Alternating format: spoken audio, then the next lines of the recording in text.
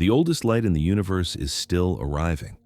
Right now, as you rest, ancient photons are quietly reaching Earth after traveling for nearly the entire age of time itself. They began their journey before stars existed, before planets formed, before atoms settled into anything familiar. They carry with them a record of the universe as it once was, hot, dense, and impossibly young. If this quiet journey through the deepest past brings you even a moment of calm, I'm deeply grateful you're here. A gentle like, a soft tap on subscribe, or a thoughtful comment helps keep these slow explorations alive more than you know. Now, let's begin with the first truth. Part 1. What is the oldest light we can see? If you look into the night sky, you're never seeing the present. Every star, every glow, every faint shimmer arrives late, delayed by distance. But among all this borrowed light, there is one signal older than any star, a soft microwave glow filling all of space. This is the cosmic microwave background, the earliest light the universe ever released, still drifting quietly through the cosmos like an afterimage of creation itself. To understand why this light is so special, you have to let go of a familiar idea, that space is empty and time moves cleanly forward. In reality, the universe is layered with history. Every direction you look is also a direction backward. Light takes time to travel, and the farther it comes from, the deeper into the past it carries you. The stars you see tonight may already be gone. Their light is a memory, crossing enormous distances to reach your eyes long after the source itself has changed. But even the oldest visible stars are relatively young. They formed hundreds of millions of years after the universe began. Before them, there were no suns, no galaxies, no planets. And yet, there was light. The cosmic microwave background, often shortened to CMB, is not light from an object. It does not come from a star, a galaxy, or a single location. Instead, it comes from everywhere at once. It fills all of space uniformly, a quiet glow that surrounds you completely. No matter where you look, north, south, deep into empty regions between galaxies, you encounter the same ancient signal. This light began its journey nearly 13.8 billion years ago, shortly after the birth of the universe itself. But to call it the first light can be misleading. It was not the first light ever created. Rather, it was the first light that was finally able to travel freely. In the earliest moments after the Big Bang, the universe was unimaginably hot and dense. Space was packed with energy, particles, and radiation, all pressed together in a state where nothing could move very far without colliding. Light existed, but it was trapped. Every photon immediately scattered off charged particles, bouncing endlessly in a thick glowing fog. The universe was bright, but opaque, more like the inside of a star than the empty space we know today. For hundreds of thousands of years, this condition persisted. The universe expanded and cooled slowly, second by second, century by century, with no observers and no structures. Then, around 380,000 years after the beginning, the temperature dropped just enough for a quiet transition to occur. Electrons slowed down, protons waited, and for the first time, they combined to form neutral atoms, mostly hydrogen. This moment is known as recombination, though nothing was truly being recombined. It was simply the first time atoms could exist at all. With the formation of neutral atoms, the universe changed its behavior. Photons no longer scattered constantly. Space became transparent. Light was finally released. The photons that escaped at that moment are the same ones we detect today as the cosmic microwave background. They have been traveling uninterrupted ever since, stretched and cooled by the expansion of space itself. What began as brilliant visible light has been gently elongated into long wavelength microwaves, now just a few degrees above absolute zero. You can't see this light with your eyes. It's far too faint and far too cold. But it's there, passing through your body right now, through the walls around you, through the Earth itself, as quietly as it has passed through galaxies and voids for billions of years. In a very real sense, this is the oldest thing you can ever observe. What makes the cosmic microwave background so remarkable is not just its age, but its uniformity. Wherever scientists look, They measure nearly the same temperature, about 2.7 degrees above absolute zero. This consistency tells us something profound about the early universe. It was astonishingly smooth, not perfectly smooth, but almost. Hidden within the CMB are tiny variations in temperature, differences of only a few millionths of a degree. These slight imperfections are crucial. They represent the earliest seeds of structure, the faint gravitational ripples that would eventually grow into galaxies, clusters, stars, and planets. Without them, the universe would remain a featureless haze forever. When you listen closely, the cosmic microwave background is not silence. It is a record, a snapshot, a photograph taken when the universe was still an infant, long before memory, long before form. Unlike light from stars, which comes from specific points, the CMB comes from a surface, a spherical shell surrounding us in every direction. Astronomers call this the surface of last scattering. It marks the boundary between the opaque early universe and the transparent one that followed. We cannot see past it, not because there is nothing beyond, but because light from earlier times could never escape. This makes the cosmic microwave background the edge of the observable universe. Beyond it lies a history forever hidden, not by distance, but by physics itself.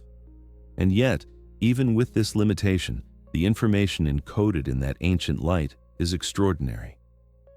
By studying its patterns, scientists can determine the universe's age, its composition, its geometry, and even the proportions of matter, and dark energy.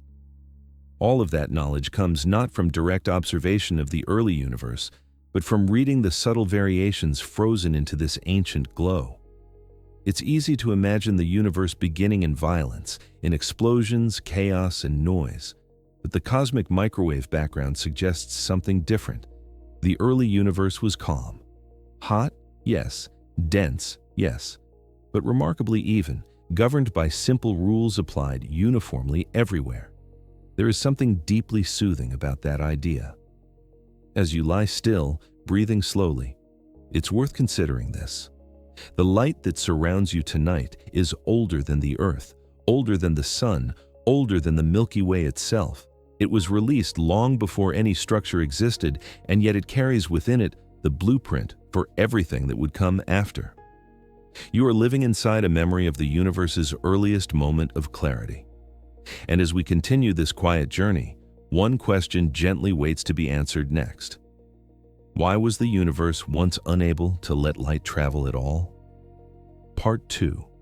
Why the early universe was once opaque.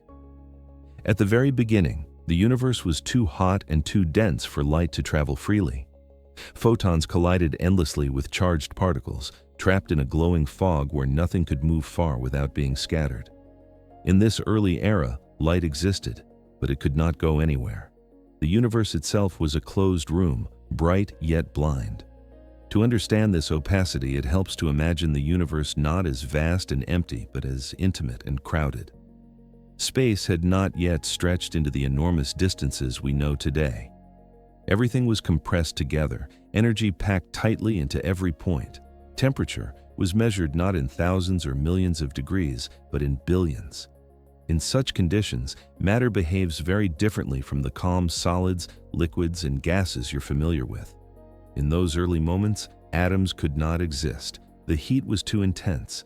Electrons moved too fast to settle into orbits. Protons and electrons existed separately, forming a plasma, a hot, charged soup where particles roamed freely, never binding together for long. And wherever there are free charges, light cannot pass unhindered. Photons, the particles of light, are exquisitely sensitive to electric charge. When a photon encounters a free electron, it almost never slips past unnoticed. Instead, it scatters. Its direction changes, its path interrupted. In the early universe, photons collided with electrons again and again, every tiny fraction of a second. They could not travel in straight lines. They could not escape. This constant scattering made the universe opaque, much like the interior of the sun. Inside a star, light can take tens of thousands of years to reach the surface because it is endlessly absorbed and re-emitted by charged particles. The early universe was similar, but on a cosmic scale. Light existed everywhere, but it was imprisoned by matter. From the inside, if there had been anyone to observe it, the universe would have appeared uniformly bright. There would be no stars, no darkness, no direction. Just a glowing haze, the same in every direction, with no depth and no edges. Vision itself would have had no meaning. Opacity, in this sense, is not about darkness. It is about confinement. The universe was luminous, but its light had nowhere to go. As the universe expanded, something subtle but relentless was happening. Expansion does not mean matter flying outward into empty space. It means space itself stretching, gently increasing the distance between everything. With each passing moment, the density dropped. Temperatures fell. The frantic energy of particles began to ease. You can think of it as a long, slow exhale. For hundreds of thousands of years, this cooling continued. Photons still scattered constantly. Electrons still refused to settle. The universe remained a glowing fog, bright but sealed. And yet, all the while, it was moving toward a threshold. That threshold came when the temperature dropped below about 3,000 degrees Kelvin. At that point, electrons no longer had enough energy to resist the pull of protons. For the first time, stable atoms could form. Hydrogen atoms appeared quietly, without fanfare, across all of space at once. This transition transformed the universe. Neutral atoms do not scatter light the way free electrons do. Once electrons became bound to protons, photons suddenly found themselves able to move. Space, which had been opaque for so long, became transparent almost instantly on cosmic timescales. It is difficult to overstate how dramatic this change was. For nearly 400,000 years, light had been trapped. Then, within a relatively brief period, it was released everywhere at once.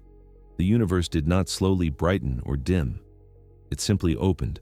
Photons streamed freely for the first time, beginning journeys that would last billions of years. This moment is why we can see the cosmic microwave background at all. It marks the instant the universe became visible. Before that time, there is no light we can ever observe directly. No telescope, no detector, no future technology can look past this boundary. The opacity of the early universe is not a limitation of our instruments. It is a fundamental limit imposed by physics. This is why cosmologists speak of a surface of last scattering.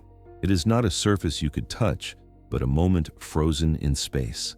A boundary in time where photons were last scattered before being set free. That surface surrounds us in all directions, not because we are special, but because every observer anywhere in the universe would see the same thing. The early universe was opaque, not because it was chaotic, but because it was too energetic to be transparent.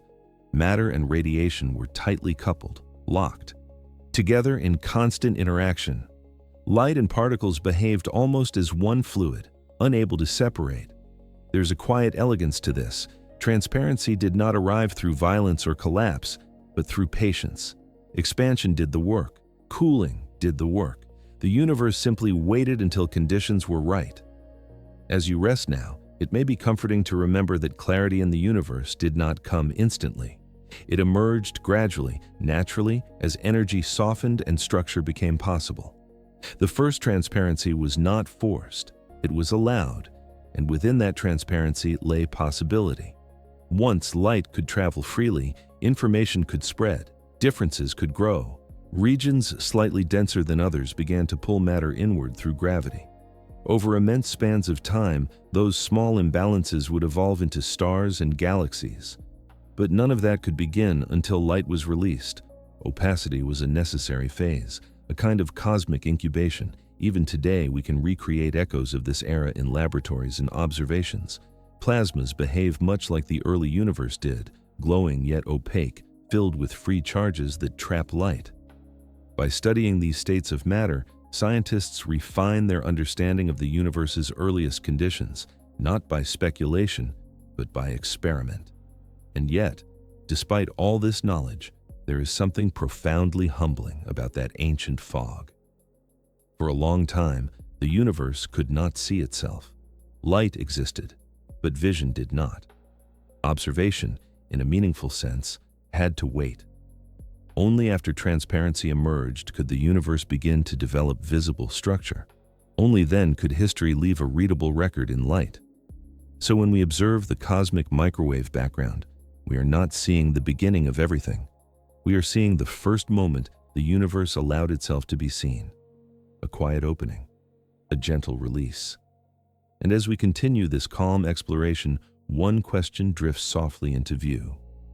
What exactly happened in that instant when light was finally set free? Part 3. The moment light was finally set free. Roughly 380,000 years after the Big Bang, something subtle but profound happened. As the universe expanded and cooled, electrons finally slowed enough to bind with protons, forming neutral hydrogen atoms. In that quiet transition, space became transparent. Light, for the first time, was released to travel on its own, and it has been traveling ever since. To appreciate how extraordinary this moment was, it helps to remember how long the universe had waited. For hundreds of thousands of years, everything that existed was locked together in a dense, glowing mixture of matter and radiation. Light could not move freely. Every attempt a photon made to travel was interrupted almost immediately, scattered by free electrons like a voice lost in a crowded room. And then, without any sound or sudden flash, the conditions changed. The universe did not flip a switch. It did not announce the you-ah transition. It simply cooled enough for stability to emerge. Temperature fell slowly as space stretched, energy thinned, motion softened, and when the universe crossed a precise threshold, electrons could finally settle. This settling was not dramatic. It happened everywhere at once, quietly, uniformly. Across all of space, protons captured electrons and formed the first stable atoms, mostly hydrogen, with a trace of helium. For the first time since the beginning, matter became electrically neutral. That neutrality changed everything. Free electrons are excellent at scattering light. Bound electrons are not. Once electrons were locked into atoms, photons suddenly found themselves without obstacles. Paths that had been blocked for nearly 400,000 years opened instantly on cosmic timescales. Space, which had been opaque, became transparent. This is the moment cosmologists call decoupling, the separation of matter and radiation. Until then, light and matter had behaved like a single substance, tightly coupled. Afterward, they went their separate ways. Matter began to clump under gravity. Light began to stream outward, free and uninterrupted. Those freed photons are what we now observe as the cosmic microwave background. At the moment of release, that light was not faint or cold. It was bright, energetic, and visible, similar in color to a glowing furnace. But the universe did not remain that small. As space expanded, it stretched the wavelengths of those photons, gradually shifting them from visible light to infrared and eventually into microwaves. What began as brilliance has become a whisper. Yet the information carried by that light remains intact. Each photon preserves a snapshot of the universe at the moment it was released. Its energy, direction, and subtle variations encode conditions from a time when the cosmos was still smooth, simple, and young. In that sense, the cosmic microwave background is not just light, it is memory. Imagine standing in a vast fog-filled valley as the mist finally lifts. Shapes that were once hidden become visible all at once. Depth appears. Distance becomes meaningful. That is what happened to the universe when light was set free. Before this moment, there was no way to see. After it, observation became possible. What makes this transition especially remarkable is its precision. If the universe had cooled too quickly, atoms might have formed unevenly. If it had cooled too slowly, light might have remained trapped longer, altering the growth of structure. But the balance was exact. The timing allowed tiny variations in density to remain imprinted in the light itself. Those variations, temperature differences of only a few millionths of a degree, are still visible today in detailed maps of the cosmic microwave background. They are the fingerprints of the early universe, preserved with astonishing clarity. When scientists study these patterns, they are not looking at chaos, they are looking at order emerging. Gently from simplicity. Regions that were slightly denser than average would later attract more matter, becoming the seeds of galaxies. Regions that were slightly less dense would become vast cosmic voids. All of this was already encoded in the light at the moment of release. And yet, at that time, none of these structures existed. No stars shone, no planets orbited, no galaxies spiraled.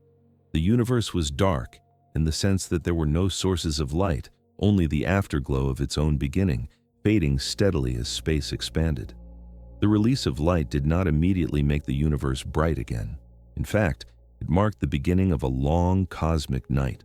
After the initial glow faded into infrared, the universe entered an era often called the Dark Ages, a time before the first stars ignited hundreds of millions of years later. But even in that darkness, light was traveling.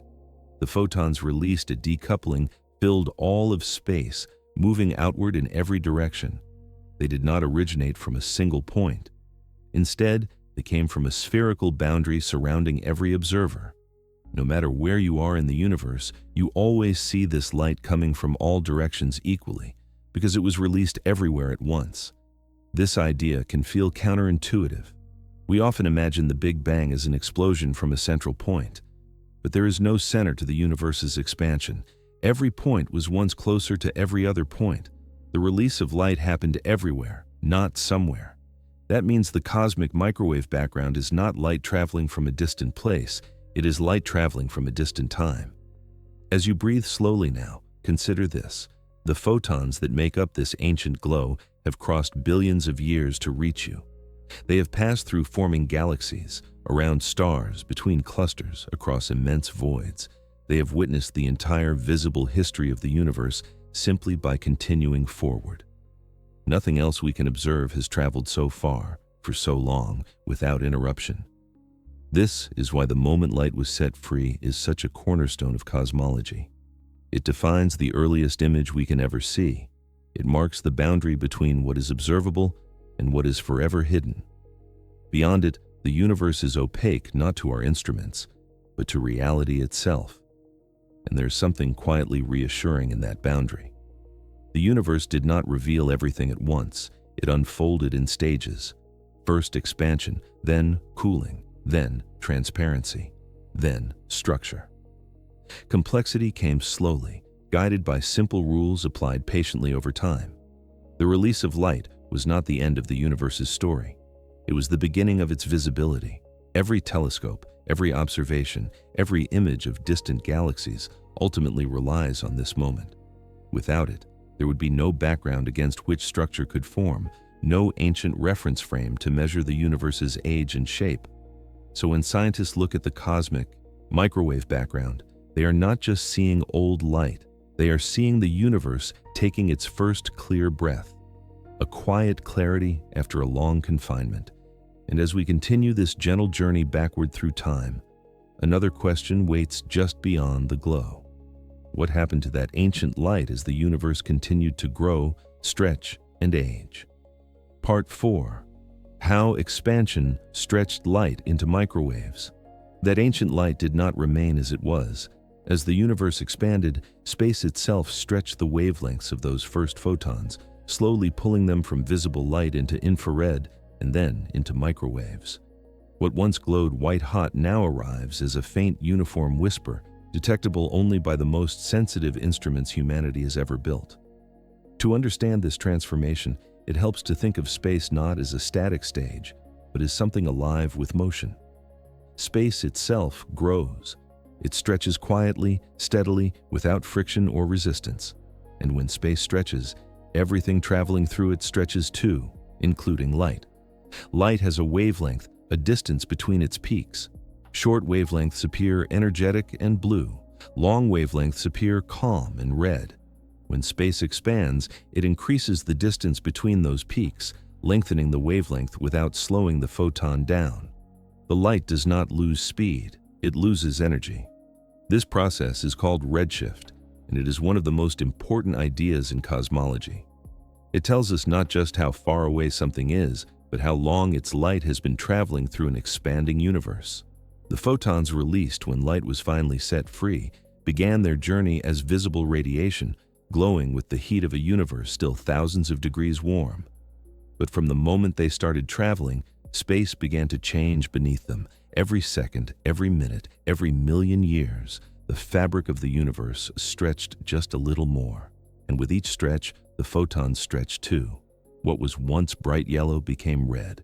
Red slipped into infrared. Infrared drifted into microwaves. Over billions of years, the light cooled from brilliance to near darkness, not because it faded, but because the universe grew. This is not something that happens to light moving through ordinary space. If a photon travels from a nearby star to Earth, its wavelength remains mostly unchanged. But when light travels across the expanding universe itself, it is carried along with the expansion, elongated by the growth of space. It is a gentle process. There is no tearing, no distortion, no violence, just steady stretching over incomprehensible spans of time. By the time those ancient photons reach you now, their temperature has dropped to just 2.7 degrees above absolute zero. They are among the coldest things in the universe, even though they began as some of the hottest. This cooling is not an accident. It follows directly from the mathematics of expansion. As the universe doubles in size, the wavelength of light doubles too. As it grows by a factor of 1,000, so does the wavelength. The cosmic microwave background is, in a very literal sense, a thermometer for the size of the universe. When scientists measure its temperature, they are measuring how much the universe has expanded since that moment of release. And the result is astonishingly precise. The uniformity of this microwave glow tells us that the universe expanded smoothly. The tiny variations tell us how structure would later grow. And the fact that the light has stretched into the microwave range tells us just how old and vast the universe has become. There is something deeply calming about this idea. Nothing was lost. The light did not disappear. It simply changed form, adapting to the growth of the universe around it. Even now, those photons continue to stretch as space continues to expand.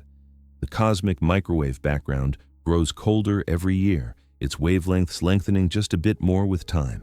One day, far in the future, this light will stretch beyond microwaves into radio waves, becoming even fainter, even harder to detect.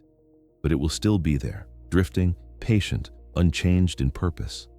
The expansion of space is not like an explosion where things fly outward into emptiness. There is no edge, no center. Instead, every region of space moves away from every other region. From any point, everything else appears to recede. This is why distant galaxies show redshift, and why the oldest light of all has been stretched so dramatically. If you imagine drawing dots on the surface of a balloon and then inflating it, the dots move apart not because they are moving on the surface, but because the surface itself is expanding. Light in the universe behaves the same way. It rides the stretching fabric of space. This stretching carries information. The exact way light is redshifted tells scientists how fast the universe has expanded at different times. By studying the cosmic microwave background alongside distant galaxies and supernovae, cosmologists can reconstruct the expansion history of the universe, how quickly it grew, when it slowed, and when it began accelerating again. All of that knowledge comes from stretched light. It's easy to think of microwaves as something artificial, something associated with technology. But in this case, microwaves are ancient. They are the most natural signal the universe still carries from its earliest era. And because the cosmic microwave background is so uniform, it fills the sky completely. If your eyes could see microwaves, the night sky would glow softly in every direction, without stars, without patterns, just a smooth, gentle radiance. That glow is not coming from faraway objects. It is coming from the same distance in every direction. The distance light has traveled since the universe became transparent. As you rest now, consider the scale of that journey. These photons have crossed expanding space for nearly 14 billion years. They have watched galaxies form, collide, and drift apart. They have passed through regions of darkness larger than anything the human mind evolved to imagine. And still, they arrive quietly. There is also something humbling in how delicate our detection must be. The signal of the cosmic microwave background is faint beyond ordinary perception. It took centuries of physics, decades of engineering, and instruments cooled to near absolute zero just to measure it accurately. And yet, despite its faintness, it dominates the universe's radiation background. There are more photons from the cosmic microwave background than from all stars and galaxies combined. The universe is filled more with ancient light than with starlight.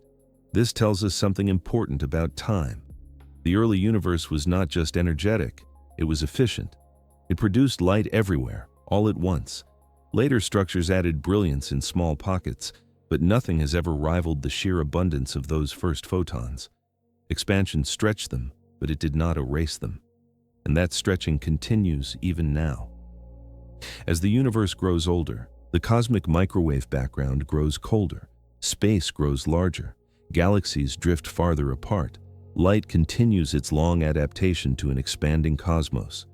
In this way, the microwave background is not just a relic of the past, it is a living signal, still evolving, still responding to the universe's growth. When you think about expansion this way, it feels less like something distant and abstract and more like a slow, steady breathing.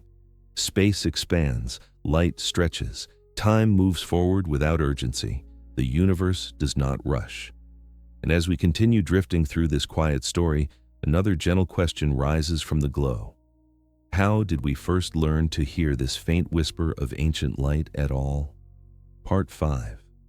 Discovering the cosmic microwave background by accident. In 1965, two radio engineers noticed a persistent hiss in their antenna, noise that refused to disappear no matter where they pointed it. That static, it turned out, was not interference at all. It was the echo of the infant universe itself, filling the sky in every direction, unnoticed for billions of years until someone finally listened carefully enough. The engineers were Arno Penzias and Robert Wilson, working at Bell Telephone Laboratories in New Jersey. Their task was not to uncover cosmic secrets. They were testing a large horn-shaped radio antenna designed for satellite communication. Precision mattered. Any unwanted noise had to be identified and eliminated. And yet, no matter how carefully they adjusted their equipment, the hiss remained. It did not matter where they pointed the antenna, toward the city, toward empty sky, toward the ground. The signal was always there, constant, unchanging, soft but persistent. At first, they assumed the noise must have a mundane cause. Perhaps it was interference from nearby electronics. Perhaps it came from the atmosphere. Perhaps it was something wrong with the antenna itself. They checked cables, cleaned components, recalibrated instruments. Still, the hiss remained. At one point, they even climbed inside the antenna to remove what they politely described as white dielectric material, pigeon droppings left behind by nesting birds. They cleaned everything thoroughly, certain this must be the source of the problem. But even after the antenna was pristine, the noise did not fade. The hiss corresponded to a temperature of about 3 degrees above absolute zero. Too cold to be local, too uniform to be accidental. It came from every direction equally, with no variation based on time of day or season. Unbeknownst to Penzias and Wilson, this exact signal had been predicted years earlier. In the late 1940s, physicists George Gamow, Ralph Alpher, and Robert Herman had calculated that if the universe began hot and dense, then a remnant glow should still exist today, cooled by expansion to just a few degrees above absolute zero. But at the time, technology was not advanced enough to detect such a faint signal. The prediction faded quietly into obscurity. 2 decades later, the universe whispered again. While Penzias and Wilson struggled with their unexplained noise, a group of cosmologists at Princeton University, led by Robert Dicke, were preparing an experiment to search for that very same ancient radiation. They had the theory. They had the expectation. They were just missing the observation. When word reached them of the unexplained hiss at Bell Labs, everything fell into place. Penzias and Wilson were not hearing interference. They were hearing the universe. The realization was almost understated. When Dicke heard the news, he reportedly turned to his colleagues and said, "Well, boys, we've been scooped. Not by competition, but by accident, by patience, by careful listening." Two papers were published side by side in 1965. One described the theoretical meaning of the signal, the other described its accidental discovery. Together, they marked one of the most important moments in the history of cosmology. The cosmic microwave background was no longer an idea. It was measured, real, everywhere. What makes this discovery especially fitting is how quiet it was. There was no explosion of data, no dramatic visual image, just a faint hiss, steady and unremarkable to the untrained ear. The universe did not announce itself loudly. It waited. This accidental discovery transformed cosmology overnight. Until then, the Big Bang was one of several competing ideas about the universe's origin. Some scientists favored a steady-state universe, eternal, unchanging, with no beginning. The existence of the cosmic microwave background strongly favored a hot, dense origin. It was physical evidence of a beginning. Once the signal was known to exist, scientists around the world began refining their measurements. Early observations confirmed the background's uniformity. Later experiments searched for tiny variations in temperature across the sky, variations that could explain how structure formed. With each improvement in sensitivity, the universe revealed more of its early story. But it all began with a noise someone could not eliminate. There is something deeply human in that.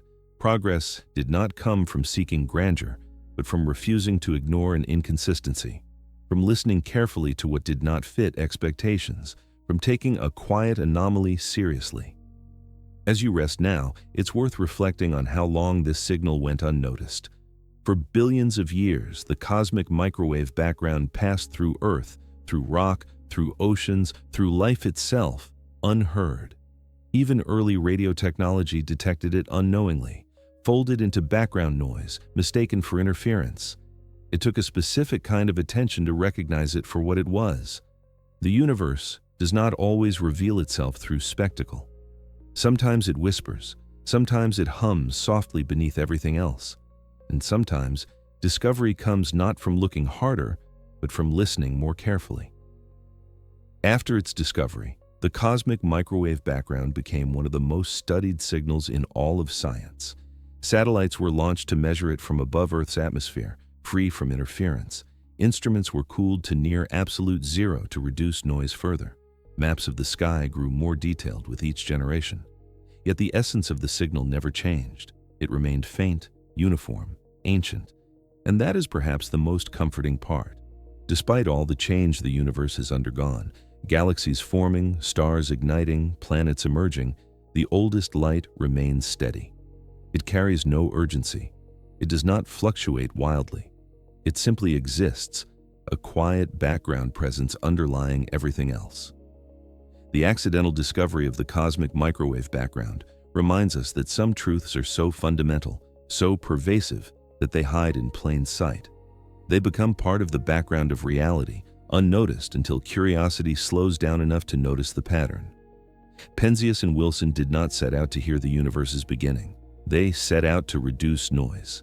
In doing so, they uncovered the deepest signal of all. And as science continued to refine its instruments, the hiss became a map, a detailed portrait of the infant universe, a guide to understanding time, space, and origin. From a quiet antenna in New Jersey to satellites scanning the entire sky, the story of this discovery shows how the universe reveals itself not through force, but through consistency. It speaks the same message in every direction. And as we continue this calm journey, another gentle question emerges from that steady glow. What does this ancient light look like when we map it in detail across the entire sky? Part 6. Why the oldest light looks almost the same everywhere. When scientists mapped this ancient glow, they found something astonishing. In every direction, the temperature of the cosmic microwave background is nearly identical. This uniformity suggests a universe that began remarkably smooth, balanced, and even, an early calm that would later give rise to all structure. At first glance, this sameness feels almost unsettling.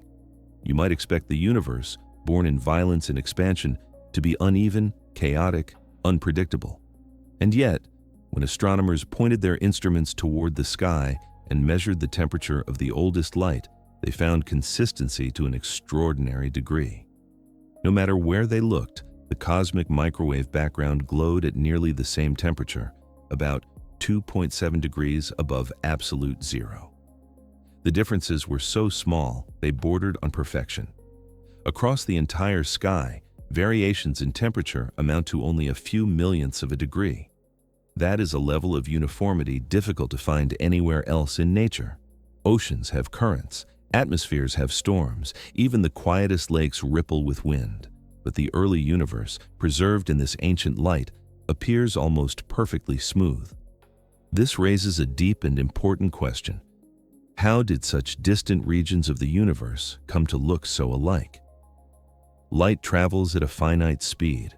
In the early universe, regions separated by great distances should not have had time to communicate with one another, to exchange energy or information. And yet, when we observe the cosmic microwave background, opposite sides of the sky appear to share the same temperature, as if they somehow agreed in advance.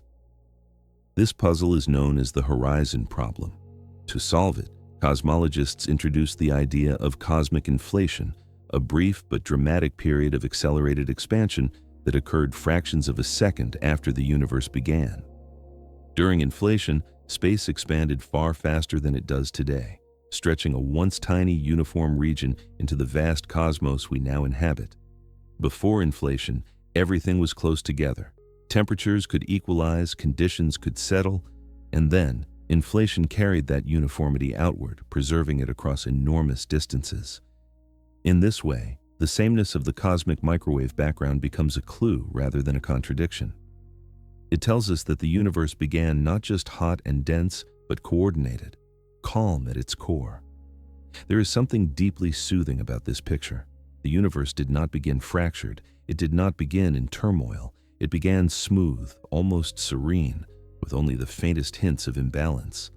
Those tiny imperfections, the millionth degree variations, were enough. Gravity would take care of the rest. When scientists map the cosmic microwave background in detail, they see these subtle differences as faint patterns across the sky. Hot spots and cool spots, barely distinguishable, arranged in a delicate mosaic. These are not random noise. They are the earliest imprints of structure. Each slightly warmer region represents an area that was just a bit denser than average. Over billions of years, those regions would attract more matter, growing into galaxies and clusters of galaxies. Slightly cooler regions would become emptier, forming vast cosmic voids. Everything large and complex in the universe traces back to these almost invisible variations. And yet, the overwhelming impression remains one of balance. The uniformity of the cosmic microwave background also tells us something about the laws of physics. It suggests that the same physical rules applied everywhere from the very beginning. There were no preferred directions, no special locations. The universe did not favor one side over another. This principle, that the universe is isotropic and homogeneous on large scales, is foundational to cosmology. It means that on average, the universe looks the same in every direction and from every location. The cosmic microwave background is the strongest evidence we have that this assumption is true. As you rest now, it may be comforting to know that the universe began in fairness. No corner was treated differently.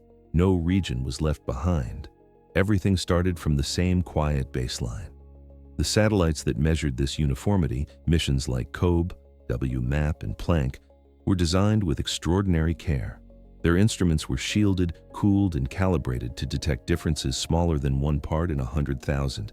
Even then, it took years to separate real cosmic signals from foreground noise caused by our own galaxy. What emerged from that effort was not chaos, but clarity. The cosmic microwave background does not flicker wildly. It does not surge or pulse. It holds steady, a soft glow that speaks of equilibrium rather than upheaval. It reflects a universe that, in its earliest visible moment, was already governed by order. This challenges a common intuition. The complexity must arise from disorder. In the universe, complexity arose from near uniformity, from a state so even that gravity had time to act gently, amplifying tiny differences without tearing the cosmos apart. There is a lesson here. subtle, and unspoken. Growth does not require chaos. Change does not demand violence. Sometimes the most profound transformations begin in stillness. The cosmic microwave background is often described as the baby picture of the universe. But unlike a photograph, it does not show dramatic features. It shows restraint. It shows balance. It shows the universe before it learned to clump, before it learned to shine. And that makes it precious. Because once stars ignited and galaxies formed, the universe became noisy. Light became directional. Brightness varied wildly. But beneath all of that activity, the ancient glow remains unchanged, reminding us of a time when everything was simple. Even today, this uniformity serves as a reference frame. Scientists use the cosmic microwave background to define a kind of cosmic rest frame, a way to measure motion through the universe itself. Relative to this background, our galaxy is moving, our solar system is moving, even Earth's orbit leaves a subtle imprint in the light. And yet, the background itself remains steady. It does not react, it does not shift dramatically, it simply exists, a quiet baseline against which everything else moves. As you lie still, breathing slowly, it's worth imagining this ancient calm surrounding you on all sides, not empty space, but filled space. Space saturated with memory, with photons that remember a time before stars. The uniformity of the oldest light tells us that the universe did not rush into complexity. It eased into it. It allowed gravity to work patiently over immense spans of time. And perhaps that is why the universe feels so vast, so open, so quietly ordered. Its foundations were laid in balance, not turmoil. As we continue this gentle exploration, another question naturally arises from that smooth glow. If the universe began so evenly, what caused those tiny imperfections that shaped everything we see today? Part 7. The tiny imperfections that changed everything. Hidden within that smooth glow are minuscule temperature variations, differences of only 1 part in 100,000. These tiny ripples were enough. Over billions of years, gravity amplified them, turning slight irregularities into galaxies, stars, and eventually planets. All complexity traces back to these nearly invisible flaws. At first, it may seem impossible that something so small could matter at all. A difference of 1 part in 100,000 is less than the change you feel when a breeze passes through a warm room. And yet, in the early universe, those differences meant everything. They were the only reason structure could exist at all. To understand why, you have to imagine the universe at the moment the oldest light was released. It was almost perfectly smooth, filled with hydrogen gas and radiation spread evenly across space. Almost, but not entirely.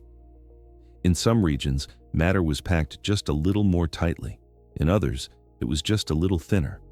Those slight imbalances were not created by stars or galaxies. They existed long before either. They were born from quantum fluctuations, tiny, unavoidable variations in energy that occur even in the most uniform systems. At the smallest scales, nature is never perfectly still. Even in emptiness, there is jitter. And in the early universe, those microscopic jitters were stretched across cosmic distances by expansion. What began as subatomic randomness became macroscopic destiny. When the universe cooled enough for light to travel freely, these density differences were already imprinted into the radiation itself. Slightly denser regions were a bit hotter, slightly thinner regions a bit cooler. That is what we see today as tiny temperature variations in the cosmic microwave background. They are not noise. They are the blueprint of everything. Gravity is a patient force. It does not act quickly, but it never stops. Wherever matter is slightly denser, gravity pulls more strongly. Over time, denser regions attract more matter, becoming denser still. Less dense regions lose matter, becoming emptier. This process is called gravitational instability, and it is one of the simplest ideas in physics. Yet given enough time, it creates staggering complexity. In the early universe, gravity had a nearly uniform canvas to work on. No stars exploded, no black holes disrupted space, nothing interfered. Gravity could amplify those tiny imperfections steadily, quietly, over hundreds of millions of years. What began as a difference of one part in 100,000 became the difference between a galaxy and a void. As matter slowly fell inward, the first clouds formed. Hydrogen gas gathered into vast cold structures stretching across millions of light years. Inside those clouds, smaller clumps formed, and inside those clumps, gravity grew strong enough to ignite the first stars. Every star that has ever shone traces its origin back to one of those faint ripples in the ancient light. When you look at a spiral galaxy, its graceful arms winding through space, you are seeing gravity's long response to a microscopic imbalance. When you look at a planet orbiting a star, you are seeing the outcome of structure layered upon structure, all rooted in those early imperfections, and without them, none of it would exist. If the universe had been perfectly smooth, gravity would have had nothing to work with. Matter would remain evenly distributed forever. No stars would form, no galaxies would assemble. The universe would be dark, diffuse, and lifeless, a vast fog cooling endlessly with nothing to break the symmetry. It is the flaws that made creation possible. There is something quietly profound in that. Perfection, in a physical sense, is sterile. It is imbalance that allows change. The cosmic microwave background preserves these imperfections with extraordinary clarity. When scientists map the sky, they see a delicate pattern of spots, some slightly warmer, some slightly cooler, spread across the entire celestial sphere. The pattern is random in detail, but statistical in nature, following precise mathematical rules predicted by cosmological theory. These rules tell us not only that the imperfections exist, but how they are distributed, how large they are, and how they relate to the universe's composition. From them, scientists can infer how much ordinary matter exists, how much dark matter contributes to structure, and how fast the universe expanded in its earliest moments. All of that information is encoded in differences smaller than a fraction of a degree. It is astonishing how much meaning can be hidden in something so subtle. As you lie still now, consider this. Everything solid you have ever touched, mountains, oceans, your own body, owes its existence to a universe that was not quite smooth, a universe that allowed tiny deviations to grow instead of canceling them out. The stars above you are the result of ancient asymmetry. Even life itself depends on this chain of amplification. Without galaxies, there would be no heavy elements. Without stars, there would be no chemistry beyond hydrogen and helium. Without planets, there would be no stable environments for complexity to emerge, and it all began with ripples in a glowing fog. These imperfections also teach us something about limits. They show that randomness and order are not opposites, they are partners. The early universe did not choose where galaxies would form. It allowed chance to set the initial conditions, then let gravity do the rest. In this way, the universe is neither fully deterministic nor fully chaotic. It is responsive. There is also a kind of quiet comfort in knowing that complexity does not require precision at the beginning. The universe did not need elaborate instructions. It needed only a little unevenness and a lot of time. Time did the work. Over billions of years, gravity sculpted matter into filaments and clusters. Galaxies merged and evolved. Stars lived and died, seeding space with heavier elements. Planets formed from leftover debris. And eventually, on at least one world, matter learned to reflect on its own origins. All of that followed inevitably from those first tiny differences. When cosmologists speak of the power spectrum of the cosmic microwave background, they are describing how these imperfections vary with scale. Some ripples were large, spanning enormous regions. Others were small. Each scale contributed differently to the universe's later structure. This hierarchy of fluctuations determined the size of galaxies, the spacing between clusters, and the vast web-like structure we observe today when we map the distribution of matter across the cosmos. Nothing about this process was rushed. Gravity did not force matter into shape. It waited, responding gently to imbalances, letting structure emerge slowly. The universe unfolded not like an explosion, but like a gradual settling. There is a lesson hidden here, subtle but resonant. Small beginnings matter. Quiet differences matter. Change does not need to be loud to be transformative. As you drift toward rest, let that thought linger. The universe itself is proof that the smallest variations, given patience and time, can give rise to immense beauty and complexity. And as we continue this calm journey through the infant cosmos, another question begins to take shape.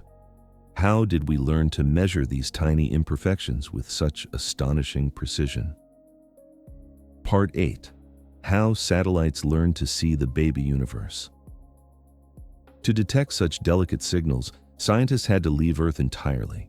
Space missions like COBE, WMAP, and Planck mapped the cosmic microwave background with increasing precision, revealing a detailed portrait of the universe when it was less than 1 million years old, long before any telescope could ever see a star. From the surface of Earth, the oldest light is almost impossible to observe. Our planet's atmosphere glows, absorbs, and distorts radiation across many wavelengths. Radio signals bounce, heat radiates upward, even the ground itself emits faint microwaves. Against this constant background noise, the whisper of the early universe is easily drowned out. To hear it clearly, scientists realized they would have to rise above the noise. They would have to listen from space. The first mission to do this successfully was COBE, the Cosmic Background Explorer, launched by NASA in 1989.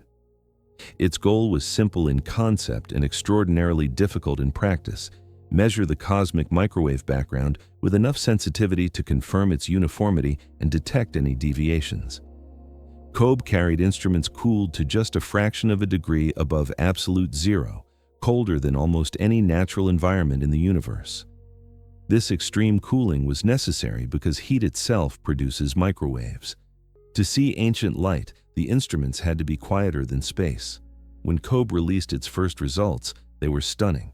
The mission confirmed that the cosmic microwave background follows an almost perfect blackbody spectrum, exactly the pattern predicted for light released from a hot, dense early universe and cooled by expansion. This alone was powerful confirmation of the Big Bang model. But COBE went further. In 1992, scientists revealed the first detection of the tiny temperature variations imprinted in the cosmic microwave background. The differences were minuscule, just a few millionths of a degree, but they were real. For the first time, humanity could see the seeds of cosmic structure directly. Stephen Hawking famously remarked that this discovery was the most important scientific discovery of the century, if not of all time. It was not because the image was dramatic. It wasn't. It looked like static. But hidden in that static was the origin of everything. COBE's resolution was limited, however. It could detect large-scale patterns, but finer details remained blurred. To truly understand the early universe, scientists needed sharper vision. That vision came with WMAP, the Wilkinson Microwave Anisotropy Probe, launched in 2001. WMAP was designed to measure temperature variations in the cosmic microwave background with far greater resolution and accuracy than COBE. Instead of orbiting Earth, WMAP was placed far away at a stable point in space known as the second Lagrange point, or L2, about 1.5 million kilometers from Earth. From there, it could observe the sky continuously without interference from Earth's heat or radio emissions. WMAP spent 9 years mapping the sky, slowly building a detailed image of the infant universe. The results transformed cosmology from a largely theoretical science into a precision discipline. From WMAP's data, scientists could determine the age of the universe to within a small margin of error, about 13.8 billion years. They could measure how much of the universe is made of ordinary matter, how much is dark matter, and how much is dark energy. They could test models of inflation and rule out entire classes of theories. All of that came from tiny temperature differences in ancient light, yet even WMAP was not the final word. In 2009, the European Space Agency launched the Planck satellite, the most sensitive instrument ever built to study the cosmic microwave background. Planck improved on WMAP's resolution by a factor of several times and extended measurements across a wider range of frequencies. Planck's detectors were cooled to just 0.1 degrees above absolute zero, 1/10 of a degree from the coldest possible temperature. Achieving and maintaining such conditions in space required remarkable engineering and patience. Planck observed the sky for years, rotating slowly, scanning repeatedly, refining its map with each pass. The result was the most detailed portrait of the baby universe ever created. Planck's maps show the cosmic microwave background as a delicate tapestry of warm and cool spots, each corresponding to density variations from the universe's first moments of transparency. The patterns are subtle, but their implications are vast. From Planck's data, scientists confirmed that the universe is spatially flat to within a tiny margin. They refined estimates of cosmic expansion. They tested inflation with unprecedented rigor. They even detected faint polarization patterns in the ancient light, subtle alignments that carry information about the universe's earliest motions. What is remarkable is not just what these satellites saw, but how they saw it. Each measurement required comparing two nearly identical signals, subtracting noise, correcting for motion, and removing foreground contamination from our own galaxy. The Milky Way emits microwaves too, from dust, gas, and magnetic fields. Separating that local glow from the ancient background required careful modeling and restraint. Only after peeling away layer after layer of nearby signals could the true cosmic background be revealed. In this sense, studying the baby universe required both technology and humility. Scientists had to acknowledge that much of what they observed at first was not the universe at large, but their own cosmic neighborhood. Only by accounting for these effects could they hear the deeper story, and the deeper story was quiet. The cosmic microwave background does not shout, it does not fluctuate wildly, it does not pulse with drama, it holds steady, revealing information only to those willing to measure patiently and interpret carefully. As you rest now, it may be comforting to imagine these satellites drifting silently in space, listening. No engines firing, no sudden movements, just instruments tuned to ancient whispers, gathering photons that began their journey before Earth existed. These missions did not look for beauty in the conventional sense, they looked for truth. And in doing so, they uncovered a different kind of beauty, one rooted in simplicity, balance, and time. The success of COBE, WMAP, and Planck also reminds us of something essential about science. Some of the most important discoveries require leaving familiar ground. They require stepping back, sometimes millions of kilometers back, to gain perspective. From Earth, the sky looks chaotic, full of stars and dust and motion. From deep space, the background emerges, smooth and ancient, reminding us that beneath complexity lies order. And yet, even with all this precision, the cosmic microwave background still holds mysteries. Some features in the data challenge expectations. Subtle asymmetries and alignments invite further study. The universe, it seems, still has more to say. But thanks to these satellites, we now know how to listen. We have learned to see the universe not as it is now, but as it once was. We have learned to read history written in light, stretched across time. And as this quiet journey continues, another gentle question comes into view. What does this ancient map tell us about the age and shape of the universe itself? Part 9. What the oldest light tells us about the age of the universe. By measuring the patterns frozen into this ancient radiation, cosmologists can calculate the universe's age with remarkable accuracy. The result, about 13.8 billion years, is not guessed, but read directly from light that has been traveling almost that long, acting as a natural cosmic clock. At first, this idea feels almost impossible.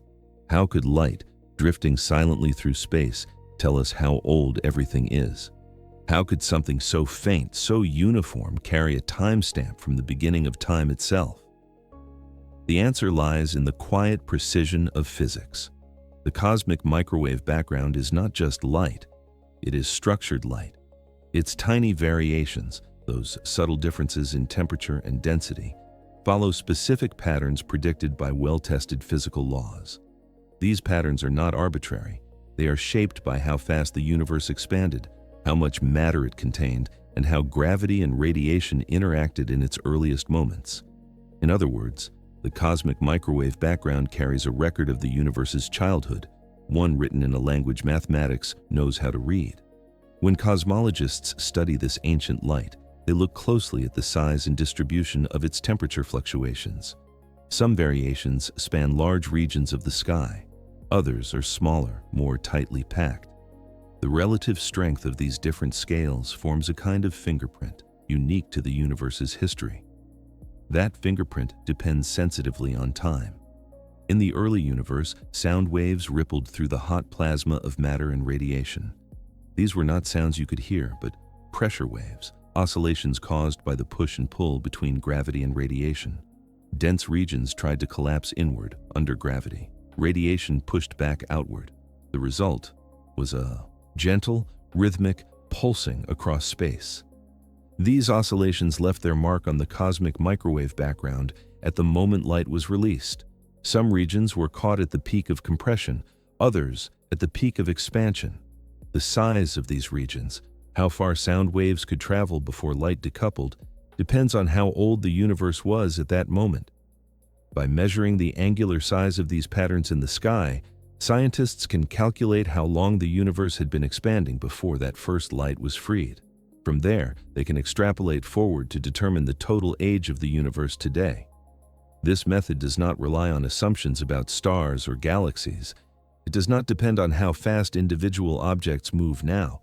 It relies on physics that operated uniformly everywhere, long before structure complicated the picture. That is why the age derived from the cosmic microwave background is so reliable. When the data from satellites like WMAP and Planck were analyzed, they converged on a consistent value, approximately 13.8 billion years. Not 10, not 20, but a number precise enough to carry decimal places with uncertainties measured in tens of millions of years, remarkably small on cosmic scales. This precision is humbling. For most of human history, the age of the universe was a mystery. Ancient cultures imagined cycles without beginning or end. Some believed the cosmos was eternal. Others believed it was young, created within the span of recorded history. Even in the early days of modern science, estimates varied wildly. Only with the discovery and detailed study of the oldest light did the universe reveal its true timescale. And what it revealed is not just age, but coherence. The age inferred from the cosmic microwave background agrees with independent measurements based on galaxy expansion, stellar evolution, and radioactive decay. Different methods, different data, different assumptions, and yet they all point to the same quiet answer. The universe is old, but not infinitely old. It had a beginning. That beginning is not marked by a single moment you can point to in space. It is marked by a time when everything was closer together, hotter, denser, and simpler. The cosmic microwave background is the earliest photograph we have of that era, and like any good photograph, it captures both structure and context. As you rest now, it may be comforting to think of time not as something abstract, but as something written into light itself. Every photon from the cosmic microwave background has been counting time simply by moving forward uninterrupted since the universe became transparent. There is no ticking sound, no visible motion, just persistence. The age of the universe is not something we imposed on the cosmos. It is something the cosmos revealed when we learned how to listen. And yet, this ancient clock does more than tell time. It tells us how time began to matter. Before the release of light, the universe was opaque. There was no way for information to travel freely. Afterward, cause and effect could propagate across space, structure could grow, history could unfold in a way that left records behind. In that sense, the cosmic microwave background marks not just the age of the universe, but the beginning of observable history. Everything we can ever see, from the first stars to the most distant galaxies, exists on this side of that boundary. The light from earlier times is forever hidden, not because it is gone, but because it could never escape. This gives the universe a kind of horizon in time, a limit to observation, a quiet reminder that knowledge, like light, has boundaries. And within those boundaries, the cosmic microwave background stands as our most ancient witness. It does not tell us everything. It does not reveal what came before the universe became transparent. It does not explain why the universe exists at all, but it does something equally profound. It tells us when the universe became what it is. 13.8 billion years ago, the universe crossed a threshold. It became visible. It became readable. It began leaving traces we could one day study. Since then, it has been expanding, cooling, and evolving, carrying that ancient light along with it like a watermark across reality. As you breathe gently, consider how rare it is to know the age of something so vast. We often struggle to estimate the age of mountains, of oceans, even of our own planet. And yet, the universe itself has handed us its birth certificate, written not in words but in microwaves. There is a quiet trustworthiness to that. The age of the universe is not a story passed down through tradition. It is not a guess refined by preference. It is a measurement extracted from the most ancient signal we can observe, using laws that have proven themselves again and again. And still, despite all this precision, the universe remains spacious, slow, and unhurried. Time stretches gently. Expansion continues. The cosmic microwave background cools fractionally with each passing era. The universe is not racing toward an end. It is unfolding. And as we continue this calm exploration, another question drifts into view from the edge of time itself. If this ancient light surrounds us completely, why does it seem to come from everywhere at once? Part 10. Why this light comes from everywhere at once. No matter where you look, the cosmic microwave background appears behind everything else. This isn't because it has a center, but because it surrounds us completely. Wherever you stand in the universe, you are always inside this expanding shell of ancient light, like a horizon made of time itself. This idea can feel disorienting at first.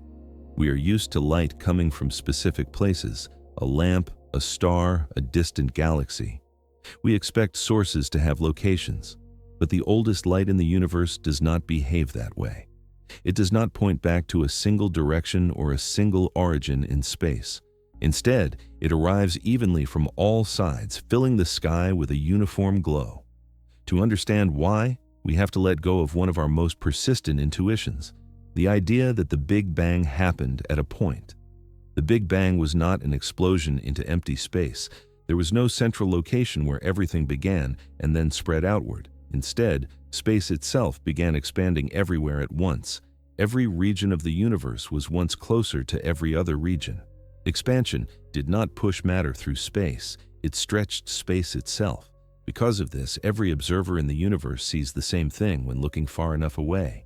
Ancient light arriving from all directions. When the universe became transparent, light was released everywhere at once. Photons began traveling in all directions from every location. Over billions of years, those photons have continued moving outward as space expanded beneath them. When you look into the sky today, you are seeing photons that were released at the moment the universe became transparent, but from regions that are now extremely far away. The farther you look, the farther back in time you see. Eventually, in every direction, you reach the same boundary in time, the surface of last scattering. That surface is not a physical shell in space, it is a moment in history. It marks the time when light was finally free to travel, and it appears as a spherical horizon around every observer. No matter where you are in the universe, that horizon surrounds you completely.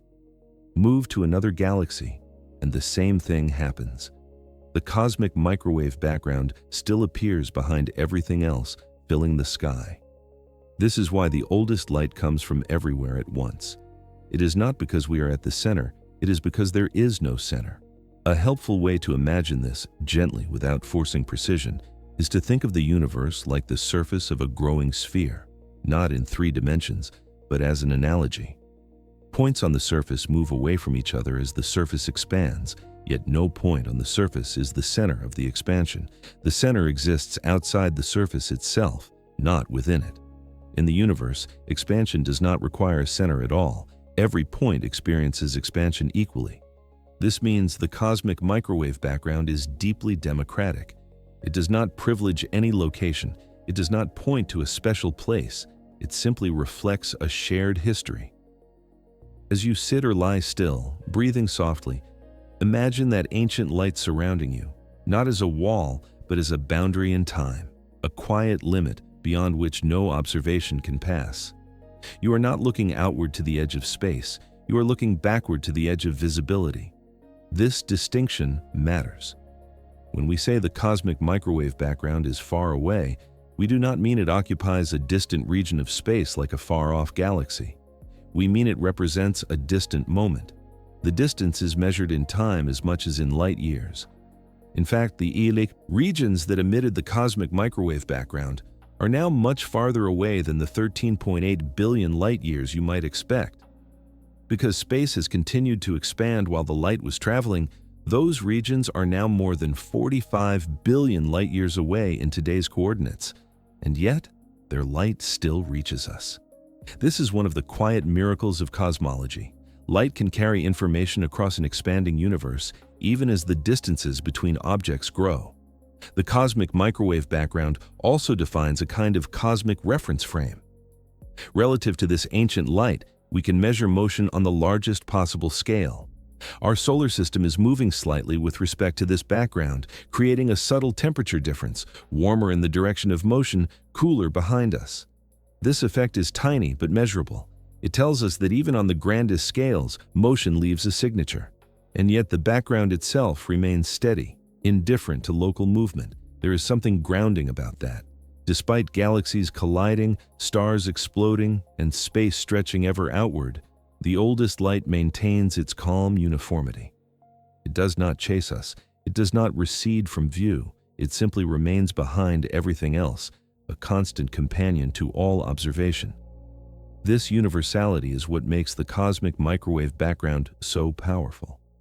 It allows cosmologists to test theories not from a single vantage point, but from a perspective that applies everywhere. Any model of the universe must explain why this light looks the same in all directions and for all observers. And remarkably, the simplest models do. The universe began hot, dense, and nearly uniform. It expanded, it cooled, it became transparent. Light was released everywhere at once. That light has been traveling ever since, stretched by expansion, arriving today as a faint microwave glow from all directions. No special pleating is required. No hidden center is needed. The geometry of space-time itself does the work. As you continue to rest, it may be comforting to think of yourself not as standing in a vast emptiness, but as floating inside a cocoon of ancient light, not pressing in on you, not confining you, but gently outlining the visible universe. This cocoon is not static. It grows as time passes. As the universe expands, the horizon of visibility shifts. New regions become observable, while others fade beyond reach. The cosmic microwave background itself grows colder, its wavelengths stretching further. But it never disappears. It remains the farthest thing you can ever see, no matter how powerful your instruments become. No future telescope will look beyond it. No deeper image will reveal an earlier time directly. In that sense, the cosmic microwave background is not just a scientific object. It is a boundary of knowledge, a reminder that observation has limits, and that some parts of the universe's story are written behind a veil we cannot lift. And yet, within that veil, there is no absence, only quiet presence. The oldest light does not come from a direction because it comes from all directions. It does not point to a place because it points to a time. It does not isolate us because it surrounds us equally wherever we may be. This perspective has a subtle emotional weight. It means you are never looking into nothing. Wherever you gaze, you are looking into history. You are looking into a universe that has been unfolding for nearly 14 billion years, carrying its earliest memory along with it. And as we drift onward in this gentle exploration, another question naturally arises from this horizon of time. If this light comes from the edge of what we can see, what exactly are we seeing when we look at it, space or time itself? Part 11. Seeing time, not distance. When astronomers study the oldest light, they are not peering deeper into space, they are looking backward through time. Every photon is a messenger from a younger universe, carrying information about conditions that no longer exist. In this way, the cosmos preserves its own memory. This idea requires a gentle shift in perspective. We are taught to think of distance as something purely spatial, kilometers, miles, light years. But in the universe, distance and time are inseparable. To look far away is to look long ago. There is no way to see the present state of distant space because the present has not had time to reach us. Light is the courier that makes this possible. It travels fast, faster than anything else we know, but not infinitely fast. And so, every beam of light arrives late, carrying a delayed version of reality. Even the sunlight warming your skin right now left the sun over 8 minutes ago. The stars overhead shine with histories measured in years, centuries, or millennia.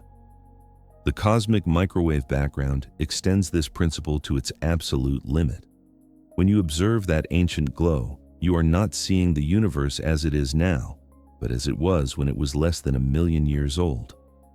You are witnessing a time when galaxies did not exist, when stars had not yet ignited, when space was still settling into its long expansion. The light you receive today is not old because it traveled far through space. It is old because it traveled far through time. This distinction matters deeply. It means the universe is not something we merely observe from the outside. We observe it from within its own timeline. Every observation is layered with delay. Every image is a record, not a snapshot of the present. In this sense, telescopes are not just instruments of magnification, they are time machines. A small telescope lets you see stars as they were years ago. Larger telescopes reveal galaxies as they were millions or billions of years ago. And when scientists tune their instruments to microwaves, they cross the final threshold, seeing not objects, but conditions, not structures, but beginnings. The cosmic microwave background does not show stars or galaxies because none existed yet. Instead, it shows the universe itself in a state of near uniformity just after it became transparent. It is a portrait of time, not of place. This is why astronomers speak so carefully about what they are seeing. They do not say, "This is what the universe looks like far away." They say, "This is what the universe looked like long ago." Every photon in the cosmic microwave background began its journey at the same moment in cosmic history. That moment, when light was first free to travel, defines a universal timestamp imprinted across the sky. Wherever that light reaches, it carries the same age, the same origin. In this way, the universe has preserved a global memory of itself. Unlike human memory, which is fragile and selective, cosmic memory is physical. It is encoded in radiation, in particle distributions, in space-time itself. The universe does not remember because it wants to. It remembers because the laws of physics allow information to persist. As the universe expanded, it did not erase its past, it carried it forward. This idea can feel both humbling and comforting. Nothing you see is happening now. Everything you see has already happened. And yet, through light, those moments remain accessible, readable, meaningful. When astronomers map the cosmic microwave background, they are reading the universe's earliest chapter. When they observe distant galaxies, they read later chapters. When they study nearby stars, they read the most recent pages. All of these chapters coexist in the sky at once, layered by distance and time. The night sky is not a map of space. It is a library of time, and you are always standing in the present, reading outward.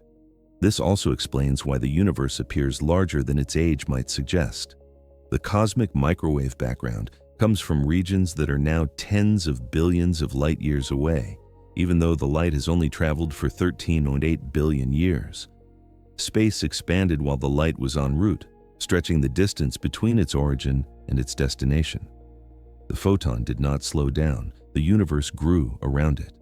So when we say we are seeing the edge of the observable universe, we mean the edge of what time allows us to see. Beyond that boundary, events may have occurred, structures may have formed, but their light has not and cannot reach us yet. The observable universe is not defined by space alone. It is defined by time and light together. This realization changes how we think about existence itself. The present moment is not shared universally. Different regions of the universe exist in different nows relative to us, depending on how long their light takes to arrive. There is no single cosmic present that everyone experiences simultaneously. Instead, reality unfolds as a layered sequence of pasts. The cosmic microwave background represents the deepest layer we can access, a past so distant that it borders on the beginning of everything we can observe. It is the universe remembering itself at the moment it first became visible. As you lie quietly now, consider that even your own body is part of this memory. The atoms within you were forged in stars that formed long after the cosmic microwave background was released. Those stars existed because gravity amplified ancient imperfections. Those imperfections existed because the universe once glowed almost uniformly, and that uniformity is still visible today, carried by light that never stopped traveling. You are made of history stacked upon history. This perspective softens the idea of distance. The universe is not far away. It is long ago. The stars are not distant points. They are moments in time, arriving now because light has finally completed its journey. When we look up, we are not separated from the universe by emptiness. We are connected to it by delay. There is a quiet intimacy in that connection. The universe does not rush its messages. It sends them steadily, patiently, knowing they will arrive when they arrive. And when they do, they bring with them the conditions of their origin, unchanged by the passage of time. This is why the cosmic microwave background is so powerful. It is not distorted by evolution, by feedback, by generations of change. It comes from a moment before complexity intervened. It speaks clearly because there was little yet to interfere. It is a clean memory. As science advances, we continue to learn how to read that memory more deeply. Subtle polarization patterns, minute statistical properties, and faint anomalies all add nuance to the story. But the essence remains the same. Light is time made visible. When you observe the universe, you are not standing outside it. You are standing at one moment within it, receiving messages from many other moments at once. And the oldest message of all still arrives, quietly, from every direction. As this gentle journey continues, another question waits just ahead in the timeline. If the universe remembers its beginnings so clearly, why can we never see beyond that first visible moment at all? Part 12. Why we can never see beyond this light. Before the cosmic microwave background, the universe was opaque. No light from earlier times can ever reach us, not because it doesn't exist, but because it could never escape. This ancient glow marks the edge of the observable universe, the farthest back any observation can go. It's tempting to imagine that with better technology, sharper instruments, or more powerful telescopes, we might one day peer even further into the past, that we might someday see the universe at the very first instant, or glimpse whatever came before. But the boundary set by the cosmic microwave background is not a technical limit, it is a physical one. The universe itself placed this horizon there. In the earliest era, long before light was set free, space was filled with a dense plasma of charged particles. Photons could not travel without immediately colliding with electrons. Every attempt at motion was interrupted. Light existed everywhere, but it was trapped, endlessly scattered, unable to carry information across distance. Because of this, no image from that time can ever form. Seeing requires light that travels from a source to an observer. If light cannot move freely, there is nothing to observe, no matter how advanced the observer becomes. The early universe was not dark. It was too bright, too crowded, too energetic for vision to exist. This is a subtle but important distinction. Darkness implies absence. Opacity implies presence without clarity. The universe before the cosmic microwave background was filled with radiation, but that radiation could not tell a story. It could not leave a record that survives to the present. When the universe finally cooled enough to form neutral atoms, space became transparent almost everywhere at once. That moment released the first photons that could travel freely. Those photons form the cosmic microwave background we observe today.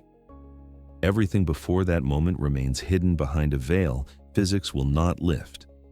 This veil is sometimes called the cosmic photosphere, drawing an analogy to the surface of the sun. We can see the sun's surface because light escapes from there, but we cannot see deeper inside because the plasma below is opaque. The cosmic microwave background plays a similar role on the largest possible scale.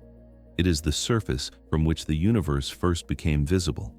Beyond it lies an era we know exists, but cannot observe directly. An era governed by equations, models, and inference rather than images.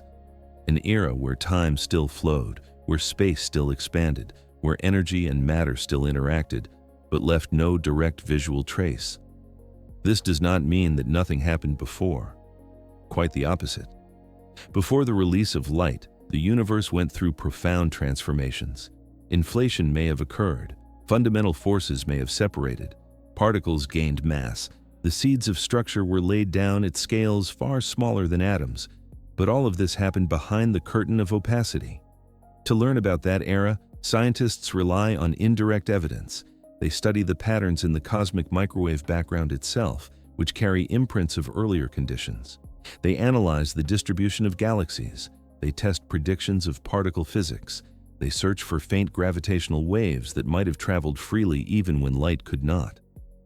Gravitational waves are one of the few messengers capable of crossing that boundary. Unlike light, they interact extremely weakly with matter. In principle, they could carry information from before the universe became transparent. Detecting such signals is extraordinarily difficult, but the effort continues. Even so, the cosmic microwave background remains the clearest window we will ever have. It is the universe's earliest photograph, and like any photograph, it captures only what was visible at the moment it was taken. Everything earlier exists beyond the frame. There is something quietly profound about this limit. The universe allows us to see far, farther than any human imagination could have conceived before modern science. And yet, it does not allow us to see everything. There is a boundary where observation stops, not because we are incapable, but because nature itself withholds direct access. This boundary is not arbitrary. It arises naturally from the behavior of matter and light. It is not imposed by ignorance. It is woven into the structure of reality. As you rest now, consider how rare it is for limits to be so clearly defined. In many areas of life, boundaries are uncertain, shifting, ambiguous. But here, the universe draws a precise line and says, "Beyond this point, light cannot speak." That does not mean silence, it means a different language. Beyond the cosmic microwave background, the universe must be understood through theory rather than observation, through equations rather than images, through consistency rather than direct sight. And yet, even that unseen era influences everything we do see. The smoothness of the cosmic microwave background hints at inflation. The tiny imperfections point to quantum fluctuations. The overall geometry suggests a flat universe shaped by early dynamics. The absence or presence of certain patterns constrains what could have happened before transparency. In this way, the boundary does not sever the past, it filters it. The universe does not erase its earliest moments. It encodes them indirectly, in ways that require patience and humility to decode. There is also something comforting about knowing that the universe has secrets it keeps, not out of malice, but out of consistency. The same laws that allow stars to shine and galaxies to form also prevent us from seeing beyond a certain point. We are allowed to know much, but not everything. This perspective softens the human desire for total understanding. It reminds us that mystery is not failure. It is a feature of a universe vast enough to contain us. When you look into the night sky, you are not staring into infinity. You are looking into a carefully bounded history, one that begins at a specific moment and unfolds forward with quiet continuity. The cosmic microwave background marks the first page we can read. Before that, the book exists, but its pages are sealed, and that is enough. Because within the pages we can read lies the entire story of structure, complexity, and life. Within that ancient glow lies the explanation for why galaxies exist at all, why stars formed, why planets emerged, and why you are here to wonder about it.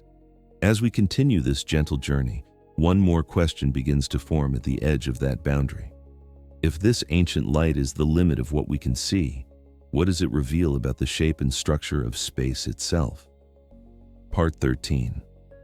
What this light reveals. About space itself. The subtle patterns in the oldest light show that space is remarkably flat on large scales, not curved like a sphere, nor open like a saddle, but balanced in between. This geometry shapes how the universe expands and determines how light and matter move through it even today. When we hear the word flat, it's easy to imagine something two-dimensional, like a calm lake or an endless plain. But when cosmologists describe the universe as flat, they mean something far more subtle. They are not talking about shape in the everyday sense, but about geometry, the rules that govern how distances, angles, and motion behave across vast scales. And remarkably, the cosmic microwave background allows us to measure that geometry with extraordinary precision. In curved space, the familiar rules of geometry change. In a positively curved universe, like the surface of a sphere, parallel lines eventually converge. Triangles have angles that add up to more than 180 degrees. Light paths bend inward over large distances. In a negatively curved universe, shaped like a saddle, parallel lines diverge, triangles add up to less than 180 degrees, and space expands faster than expected. But in a flat universe, the geometry you learned in school still applies. Parallel lines remain parallel. Triangles add up to exactly 180 degrees. Light travels in straight lines unless something massive bends it. When scientists analyze the cosmic microwave background, they are not measuring geometry directly with rulers. Instead, they use a cosmic trick. They look at the size of features imprinted in the oldest light. Those tiny temperature variations, the hot and cool spots spread across the sky, have a characteristic physical size. That size is set by how far sound waves could travel in the early universe before light was released. Physics fixes that scale. It is the same everywhere. What changes is how large that scale appears to us in the sky. If space were positively curved, those features would look larger than expected. If space were negatively curved, they would look smaller. But when satellites like WMAP and Planck measured them, the result was clear. The features appear exactly the size they should in a flat universe, not approximately, not loosely, but with astonishing accuracy.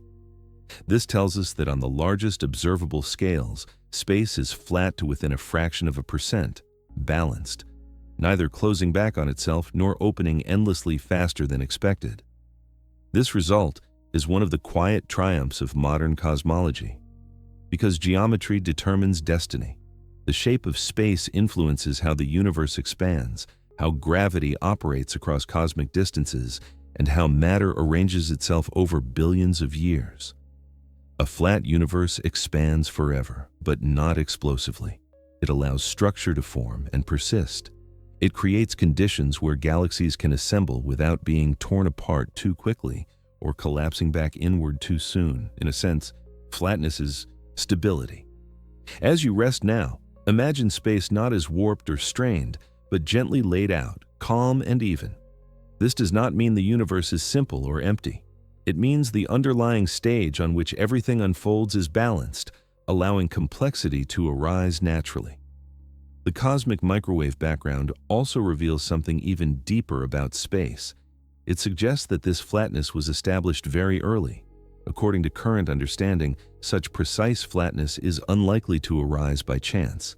In the early universe, any small deviation from flatness would have grown dramatically over time. The fact that space remains so close to flat today implies that something in the universe's earliest moments smoothed it out. This is one of the strongest pieces of evidence for cosmic inflation. During inflation, space expanded extremely rapidly for a brief fraction of a second.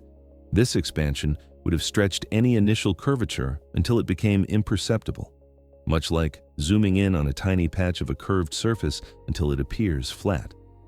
The cosmic microwave background carries the signature of this smoothing. Its uniformity, its scale, and its geometry all point to an early universe that underwent this rapid expansion, setting the stage for everything that followed. So when we say the oldest light reveals the shape of space, we are also saying it reveals something about the universe's earliest behavior. The universe did not grow carelessly. It grew in a way that preserved balance. This flat geometry also explains why light travels the way it does. On the largest scales, photons from the cosmic microwave background move through space without being deflected by curvature itself. Their paths are shaped primarily by local gravity, by galaxies and clusters, not by the global shape of space. This makes the cosmic microwave background an ideal reference signal. It travels through space that is, on average, neutral and even. Its journey is a clean probe of cosmic structure, and that journey continues even now. As space expands, its flat geometry remains. Expansion does not introduce curvature. It simply increases distances while preserving the underlying balance. This means the universe can grow older and larger without changing its essential geometric character. There is something quietly reassuring about that continuity. The oldest light does not just tell us about the past, it tells us about the present. It confirms that the same geometry that governed the infant universe still governs the cosmos today. And this geometry is not dramatic. It does not twist sharply or curve inward. It allows motion without distortion, expansion without tearing. In a way, flatness is humility. The universe does not impose unnecessary complexity on its foundation. It uses the simplest geometry consistent with its contents. Matter and energy curve space locally, creating stars, galaxies, and black holes. But on the grandest scales, everything averages out.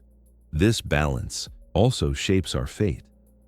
In a flat universe dominated by dark energy, expansion accelerates gently over time. Galaxies drift farther apart. The night sky grows quieter.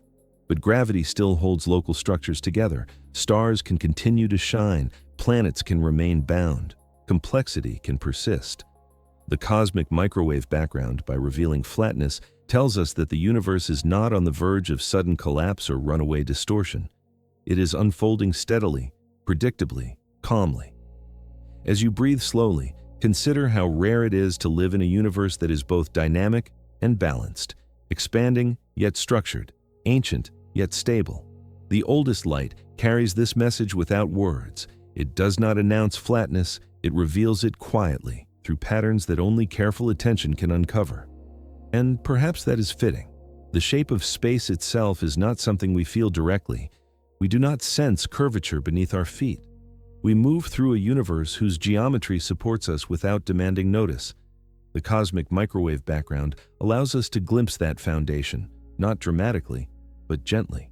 It shows us that beneath all motion and change lies a stable framework that has endured since the universe was young.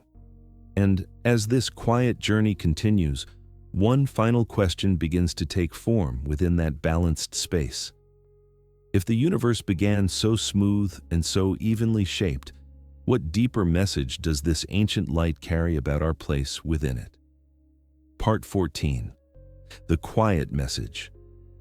Hidden in the oldest light. More than data, this light carries perspective. It reminds us that the universe began simple, nearly uniform, governed by laws that still apply now. Everything complex, from galaxies to thoughts, emerged gradually from a calm beginning, guided by gentle imbalances rather than chaos. When scientists first began studying the cosmic microwave background, their focus was technical. They measured temperatures, mapped fluctuations, tested equations. But over time, as the picture became clearer, something else emerged alongside the data, a deeper sense of what this ancient light was quietly saying about the nature of reality itself. The universe did not begin in disorder. This may seem counterintuitive. We often imagine the beginning of everything as explosive, violent, unpredictable. But the oldest light tells a different story. It shows a universe that, at its first visible moment, was smooth, balanced, and remarkably restrained. Differences existed, yes, but they were small, almost imperceptible. And from those small differences, everything else followed. This challenges a deeply rooted assumption that complexity requires chaos at the start. In the universe, the opposite appears to be true.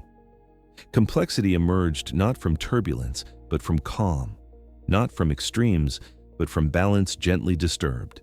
The cosmic microwave background captures this moment with extraordinary honesty. It does not exaggerate, it does not dramatize, it simply shows the universe as it was, nearly uniform, quietly evolving, following simple rules applied everywhere. Those rules have not changed. Gravity still behaves the same way it did then. Electromagnetism still governs charged particles. Quantum mechanics still shapes the smallest scales. The laws that allowed hydrogen atoms to form and photons to travel freely are the same laws that govern the chemistry of life today. In this way, the oldest light connects the earliest universe to the present moment without interruption. As you rest now, consider how comforting that continuity is. The universe is not arbitrary. It does not reinvent itself from moment to moment. It unfolds steadily, guided by principles that remain consistent across billions of years. The cosmic microwave background also teaches patience. The universe did not rush into complexity. After light was released, it took hundreds of millions of years before the first stars ignited. Another several billion years passed before planets formed in abundance. Life, as far as we know, emerged only after countless generations of stars lived and died, enriching space with heavier elements. Nothing was hurried. This long, quiet progression suggests that meaning in the universe is not found in sudden events, but in sustained processes. Change happens not through abrupt transformation, but through accumulation, small effects layered patiently over time. The oldest light preserves that lesson. It also reframes our understanding of imbalance. The tiny imperfections in the cosmic microwave background, those 1 part in 100,000 variations, were not flaws in a negative sense. They were invitations. They allowed gravity to act, to sculpt matter into structure. Without them, the universe would be sterile, perfectly smooth, lifeless. So imbalance in this context is not something to eliminate. It is something to respect. There is a quiet parallel here to human experience. Growth often begins not from crisis, but from small deviations. New ideas arise from slight differences in perspective. Change begins with subtle shifts rather than dramatic breaks. The universe itself is evidence that gentleness can be generative. The cosmic microwave background also offers a kind of humility. It reminds us that the universe does not revolve around complexity. Complexity is an outcome, not a goal. The universe does not strive for stars, planets, or life. It simply follows its laws, and complexity emerges as a consequence. This removes any sense of urgency or pressure from existence. There is no race, no finish line, just unfolding. When you observe the oldest light, you are seeing the universe before meaning, before narrative, before observation itself. And yet, from that simplicity, everything meaningful eventually arose. This perspective can soften the way we think about time.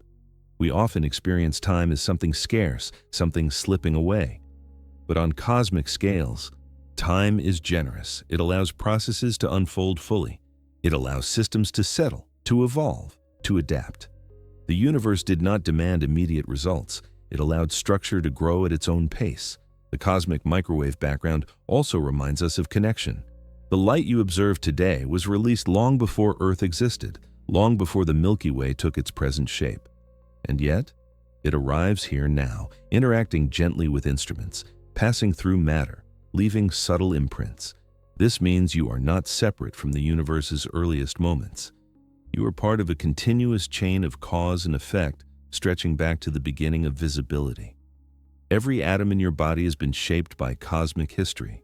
Every breath you take depends on processes that began with those tiny fluctuations in ancient light. The universe did not start with you in mind, and yet you exist because it began the way it did.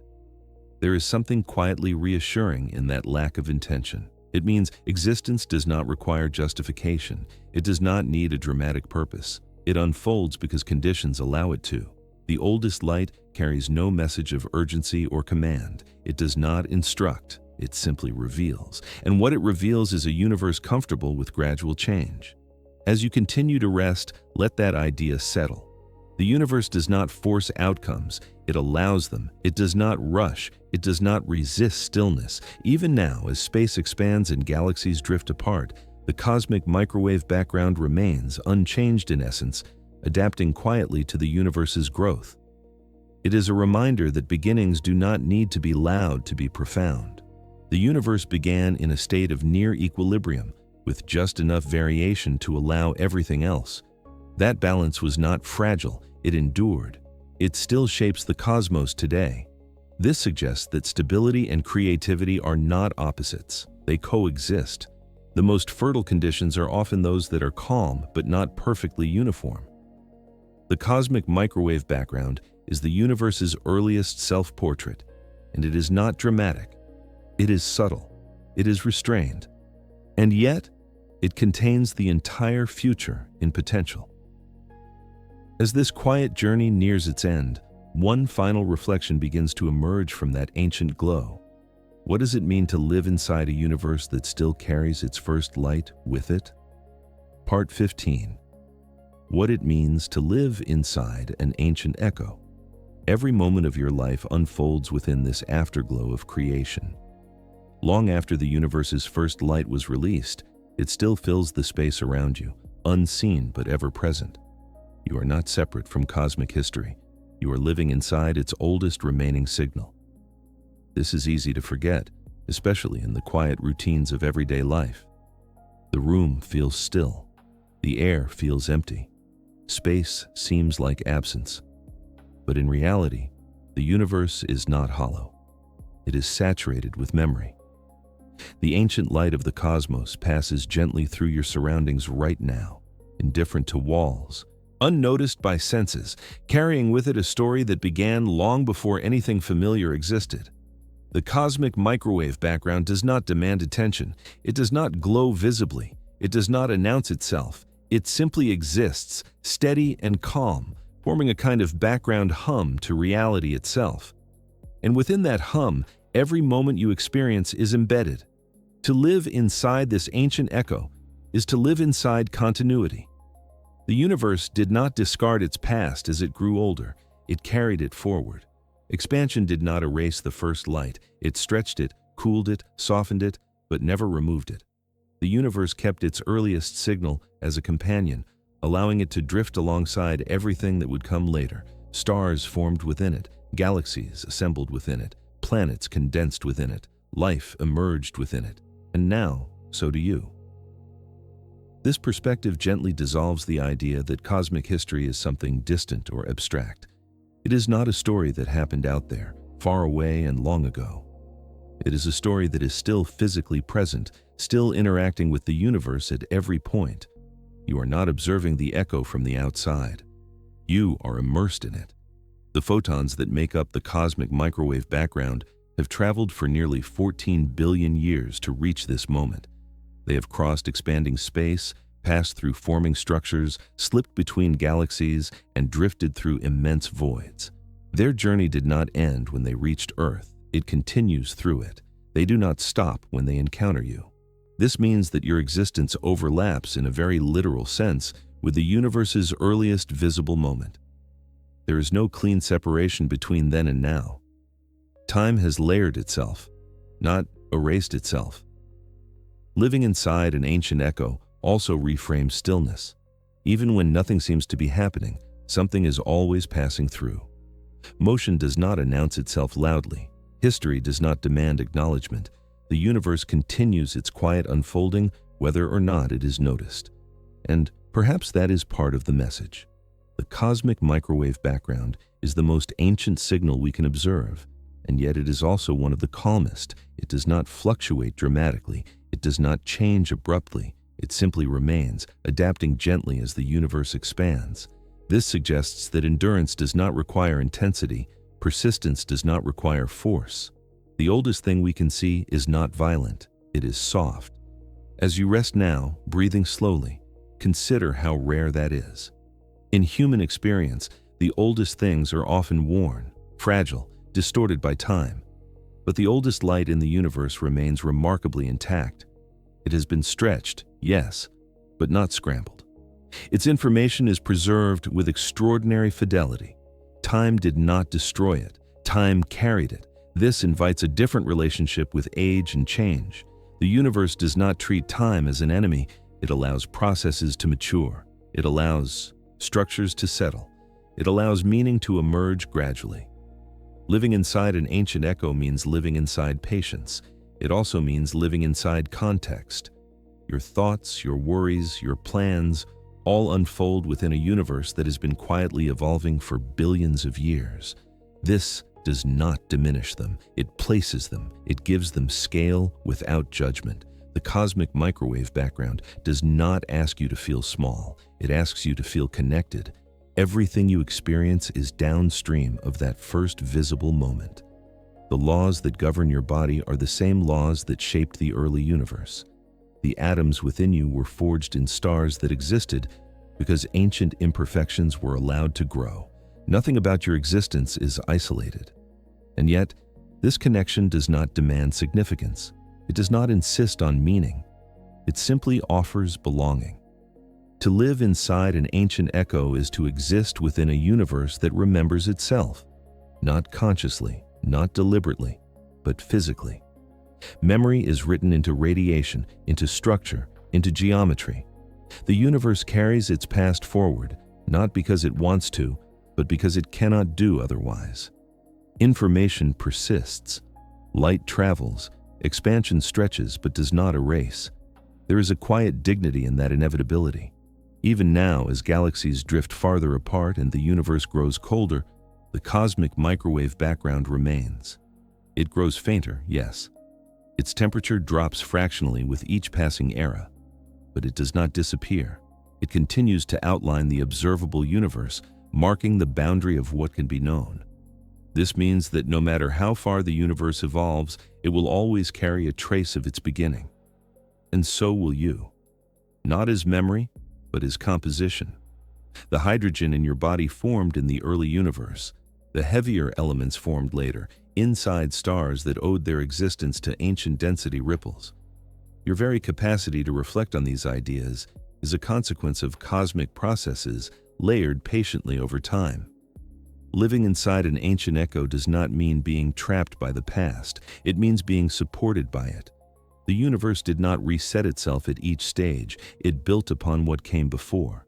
Each era inherited the conditions of the last, modified gently, never discarded entirely. This continuity is what makes understanding possible. If the universe reinvented itself constantly, nothing could be learned. No patterns would persist. No laws would hold. The cosmic microwave background is proof that the universe is consistent enough to be known. And that consistency is what allows peace. There is something deeply calming about knowing that the universe is not arbitrary. It does not lurch unpredictably from one state to another. It evolves according to principles that remain stable across unimaginable spans of time. The oldest light does not rush. It does not pressure. It simply arrives. As you lie quietly, let that arrival feel gentle rather than overwhelming. The universe is not pressing in on you. It is passing through, as it always has, as it always will. You are not required to understand it fully. You are not required to justify your place within it. Existence does not come with a test. To live inside an ancient echo is simply to be present within a story still unfolding. And that story does not demand urgency. It allows rest. The cosmic microwave background is a reminder that the universe's earliest visible moment was not loud or chaotic. It was calm, nearly uniform, patient. That calm did not vanish. It remains embedded in the fabric of reality, available to those who listen quietly enough. So as this journey gently settles, remember this: you are not alone in the universe, not because it is crowded, but because it is continuous. You are not distant from the beginning, not because time collapsed, but because light endured. You are living inside the universe's oldest remaining whisper, and it has been carrying you with it all along. The oldest light in the universe is still here, not as a flare, not as a signal demanding attention, but as a quiet presence, drifting, patient, unchanged in purpose. Long after the universe's first moments passed into history, their afterglow remained, stretching gently with space itself, carrying the calm imprint of a beginning that was never rushed. As we've drifted through this journey, we've seen how that ancient light tells a story not of chaos, but of balance, a universe that began smooth and nearly uniform, a cosmos that allowed small differences to grow slowly into stars, galaxies, planets, and eventually into moments of awareness, moments like this one, where you pause and simply listen. Nothing you've heard tonight is distant in the way we often imagine. The universe is not far away. It is old, and its age is not a burden. It is a continuity. The same laws that guided the first photons still guide everything now. The same calm expansion still carries time forward, one quiet moment after another. Even as you rest, the ancient echo continues to pass through you, indifferent and gentle, a reminder that stillness and motion are not opposites. They coexist, just as the universe has always been moving and yet never hurried. If this quiet journey brought you even a small sense of calm or perspective, I'm deeply grateful you chose to spend this time here. Your presence matters more than words can say. Now, there's nothing left to understand, nothing left to solve, just the soft reassurance that you are exactly where you need to be, inside a universe that has been unfolding patiently for nearly 14 billion years and is content to let you rest within it. Good night.